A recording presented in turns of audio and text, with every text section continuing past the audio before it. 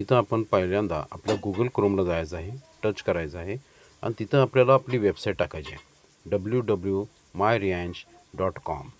टाकल्यानंतर तुम्हाला इकडे असा विंडो दिसेल, रियांश मल्टीट्रेड प्रायव्हेट लिमिटेड. ह्याला आपण टच करा म्हणजे आपली वेबसाईट ओपन होईल. इकडे तुम्हाला सुरुवातीला इम्पॉर्टंट नोटीस दिसेल, नंतर महत्त्वपूर्ण सूचना आहेत, त्यानंतर एंटर साईट म्हणजे पिवळ्या कलरमध्ये तुम्हाला जे काही स्क्रीन दिसते त्याला टच करा म्हणजे इथे आपल्याला आपली वेबसाईट ओपन होईल.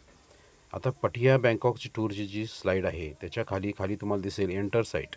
एंटर साईटला टच करा, आपली वेबसाईट ओपन होईल. उजव्या बाजूला लॉग इन आहे, लॉग इनला टच करा आणि डिस्ट्रीब्युटर लॉग इन जे आहे ती तुम्हाला इथं टाकायची आहे. जिथं युजर नेम दिलेला आहे तिथं फॉर एक्झाम्पल आता मी इथं टाकत आहे RM32192661. ओके आणि लॉग इन करा. लॉग इन केल्यानंतर इथं तुम्हाला एक आपली स्वतःची वेबसाईट ओपन इथे दिसेल. इथं फॉर एक्झाम्पल आहे, इथं अरुण धनवडे यांची वेबसाईट ओपन झालेली आहे.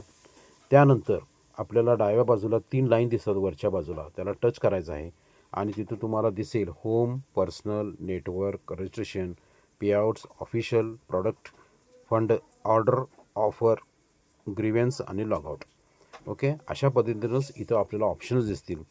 आता पुढच्या शॉर्ट व्हिडिओमध्ये आपण आपण वेबसाईट ओपन केल्यानंतर आपण पर्सनलमध्ये जाऊन आपण आपले बँक डिटेल्स कसे भरायचे आहेत हे मी दाखवणार आहे. Okay, thank you very much.